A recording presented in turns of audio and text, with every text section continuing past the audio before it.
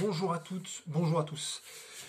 Titre d'aujourd'hui, crise actuelle et système immunitaire. Bon, je vais pas rentrer dans le débat de ce qu'on nous sort là, de ce qui se passe en ce moment, vous voyez très bien, tout le monde voit ce qui se passe, donc aujourd'hui je vais faire ni le devin, ni le charlatan, mais étant donné que ma santé personnelle et celle de mes proches me portent à cœur, et du coup, celle de mes petits abonnés, hein, qui sont pas nombreux mais qui sont là, eh ben, elles en font partie. Je vais vous donner deux trois informations qui seront utiles et à mettre en place facilement et efficacement pour gérer un petit peu ce climat de peur, stress et colère constant qui, pour la santé, c'est une catastrophe totale, quoi.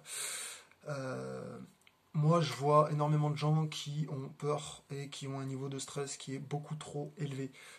Donc, ce que je vais dire, c'est pas grand-chose, mais j'espère que ça aidera un maximum de gens autour de moi, hein. Donc, du coup, ceux qui me suivent et ceux qui vont me partager.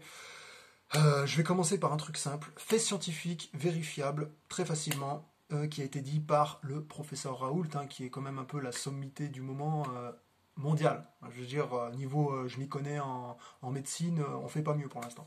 Donc, professeur Raoult.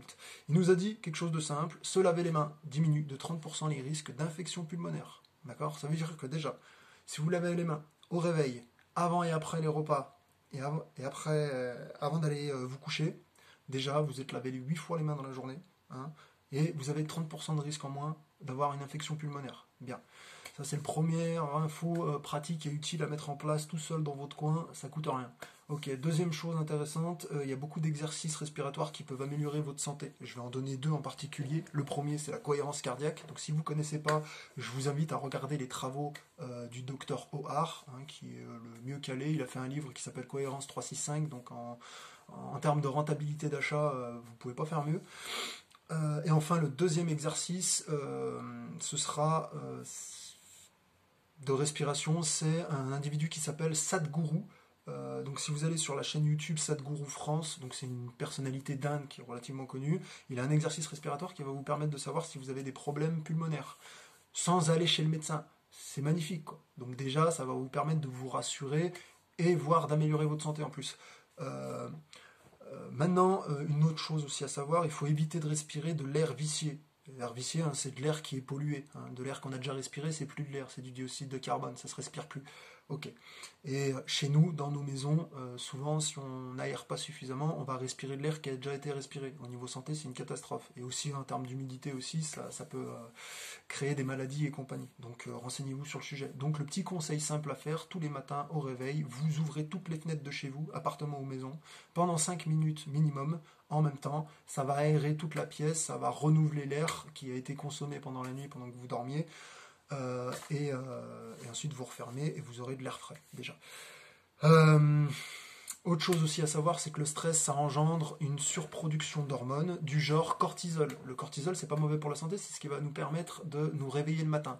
Le problème du cortisol, c'est que quand on en produit trop, en trop grosse quantité, hein, quand on est en colère, quand on est stressé, euh, et tous les problèmes de la vie du quotidien, euh, pendant 4 à 5 heures, notre corps, il va être avec un système immunitaire très faible, hein. 4 à 5 heures, pourquoi? C'est le temps qu'il lui faut à peu près pour éliminer cette surproduction de cortisol de son corps. D'accord? Donc c'est une information qui est intéressante aussi à utiliser.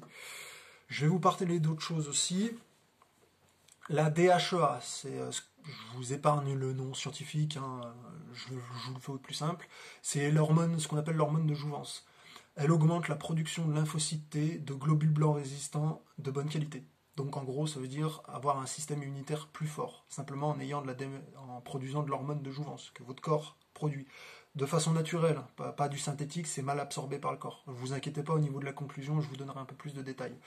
Et enfin, la dernière info que je vais vous donner aussi, c'est l'indicateur le plus efficace, c'est vous. Listez le nombre de gens autour de vous que vous croisez et connaissez, hein, famille, amis, collègues, commerçants, voisins.